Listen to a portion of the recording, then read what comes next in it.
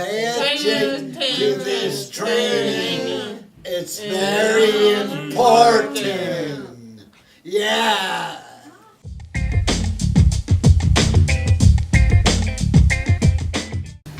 Welcome to the Division's training on recognizing abuse and neglect. During this training, you will learn how to recognize and report abuse, neglect, and exploitation. You will become aware of the importance of reducing abuse, neglect, and exploitation, as well as understand the challenge providers face in being able to recognize these terms.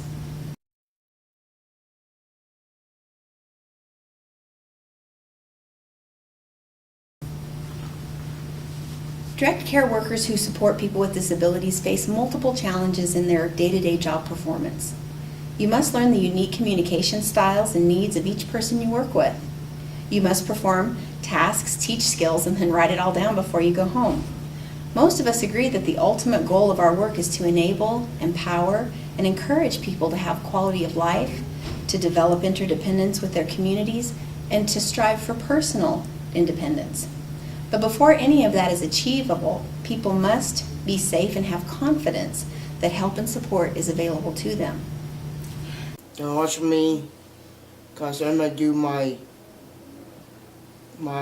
stuff, cause I do my program, cause I do wash my clothes and my goal, and do my garbage in my room. To do other stuff. And try to get everything set out before I start doing my baking. I turn the oven, get everything together. I tell them, don't rush me. I would clean up my own mess when I get done, so I do. We must ensure the health, welfare, and safety of the people we serve every day by being experts about each person, what it takes to help them succeed, and what to do when there are concerns. Okay. Well, I'm Keith Gilbert, and I had my brain injured in 1981, a long time ago.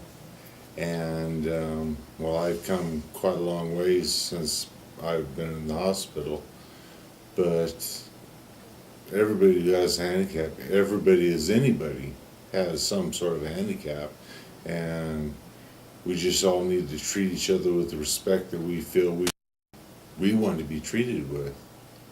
And like if I'm talking to you, I want you to talk to me in the exact same tone.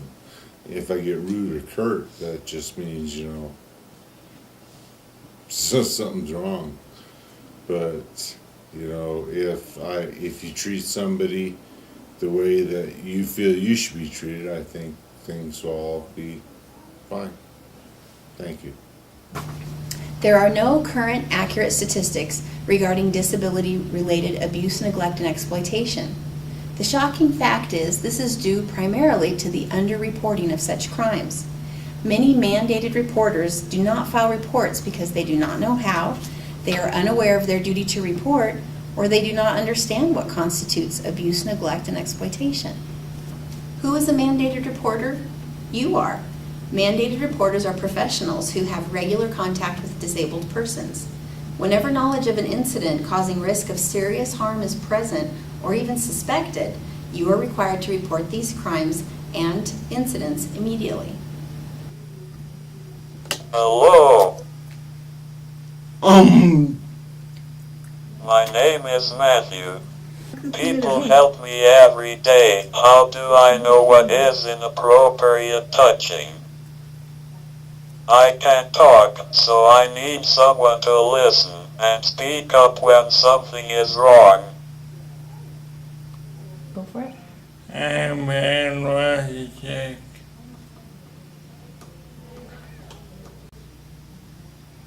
And what makes a good staff? I'm pissed.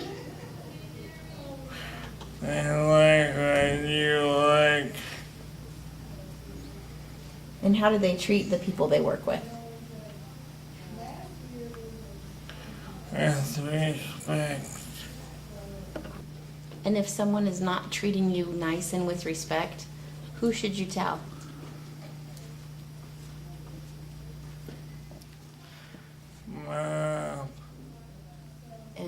How quickly should you get help? Quick and fast. And what did you want to tell people about abuse? I mean, bad. Anything else you want to say?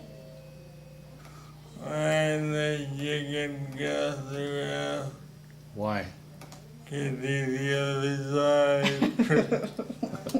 side. You can make a difference. Listen to the people that you work with.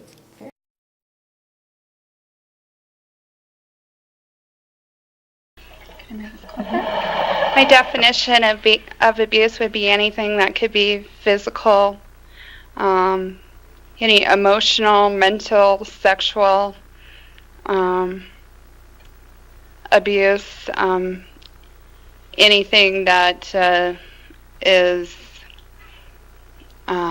name calling or pushing someone or that's my definition. Very good. Okay. What would you like a new staff member to know about abuse and neglect? Do you have a message that you would like new staff members to know about this topic? Yeah, the message I would have from them is, some people can speak up and say what's going on with abuse, but there's other people that don't have a voice, and I just would encourage staff that if they see signs of abuse and the client isn't reporting it, that maybe the staff can write up a report and basically be that client's voice. Because I believe a lot of people that have developmental disabilities that don't have the capacity to speak can be abused, and staff need to look for the signs and be aware. And if they see anything that's different when they work with a client and they feel like there's something going on at their home, just maybe to check in and make sure everything's okay and that person is safe. Okay. Frank, I was wondering if you could give me a couple examples of other indicators of physical abuse. Burns and scalds, bite marks, eye and ear injuries, dental and mouth injuries, dislocation of joints, injuries, and fractures. Thank you. Sexual abuse is defined both in legal terms as well as by the person being abused. Any unwanted touching by another person may be defined as sexual abuse. Other specifically defined forms of sexual abuse are classified as crimes, such as incest, molestation, and rape. Additionally, even if not directly carried out, allowing a sexual offense against a child is considered sexual abuse. Emotional abuse includes actions by others which may cause psychological harm and discomfort, including using threats and intimidation or ignoring dietary restrictions.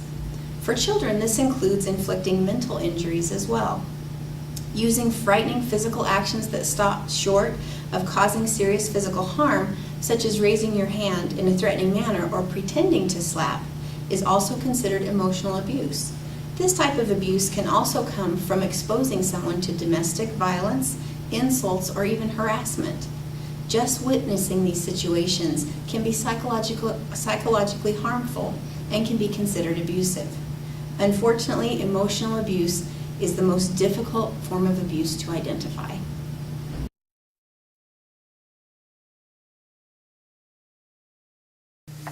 Based on Wyoming statutes, neglect is the failure to provide the minimum food, shelter, clothing, supervision, physical and mental health care, and other care necessary to maintain a vulnerable adult's life or health, or which may result in a life-threatening situation.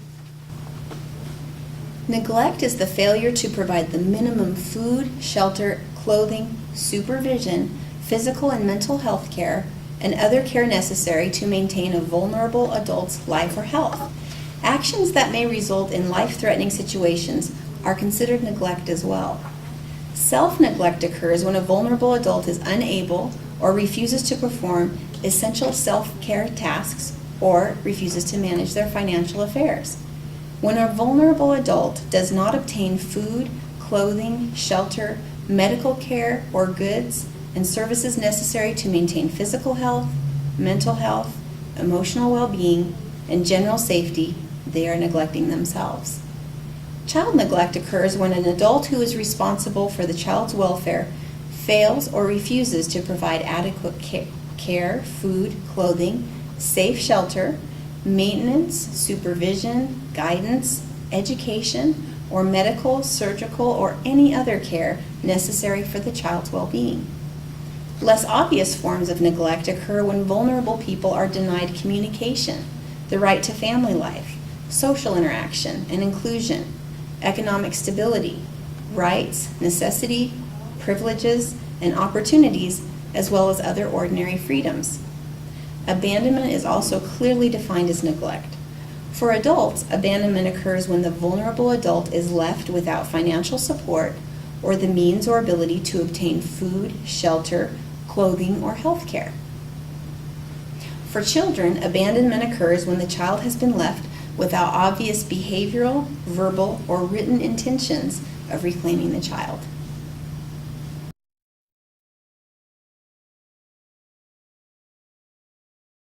Exploitation. According to Wyoming statute, exploitation is defined as the reckless or intentional act taken by any person or any use of power of attorney,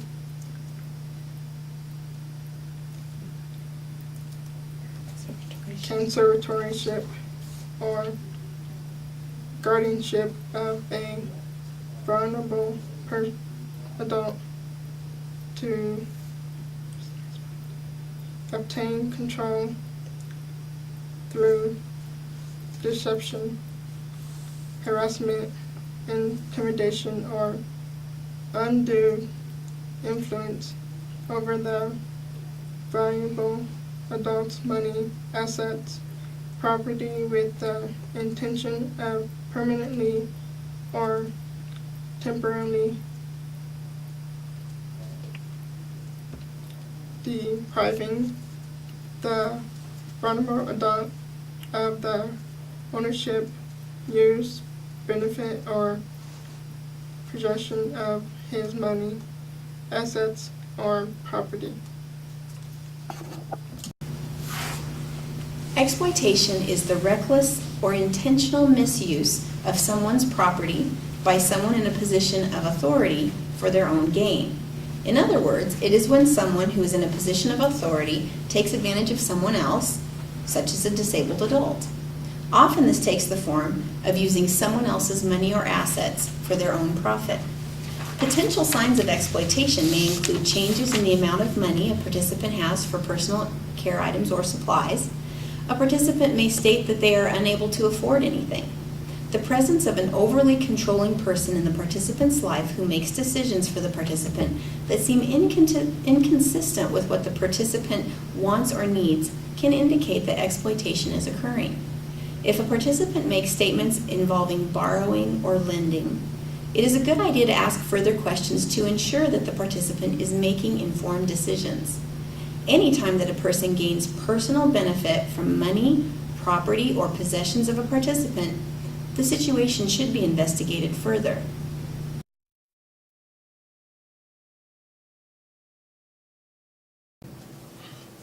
Be truthful for the people you work with. Don't abuse your other workers, and don't abuse the handicap who you work with. Recognizing abuse, neglect, and exploitation can be difficult and is due to many factors.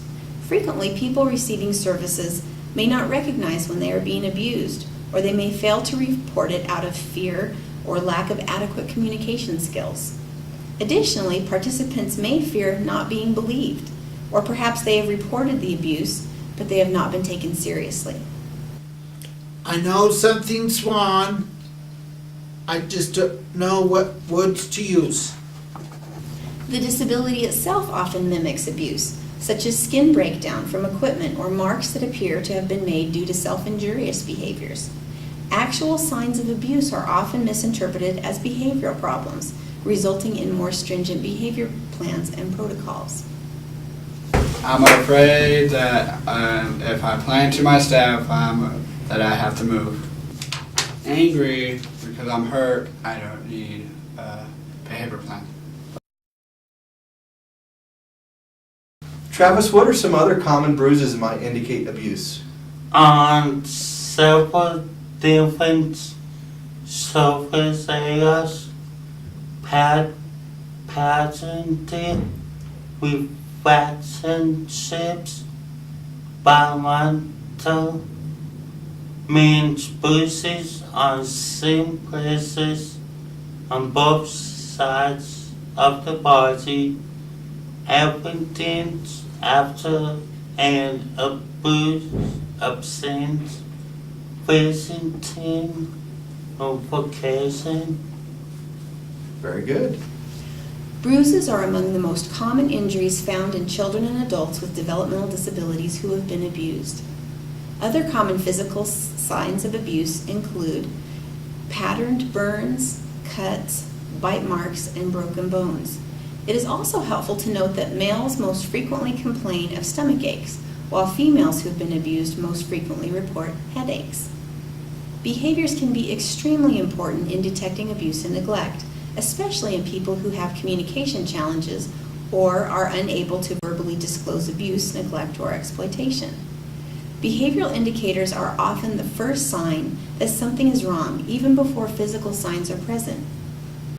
Some common behavioral indicators may include depression, withdrawal, mood swings, as well as changes in sleep patterns or sudden regression to childlike behaviors like bedwetting or thumb sucking. Other behaviors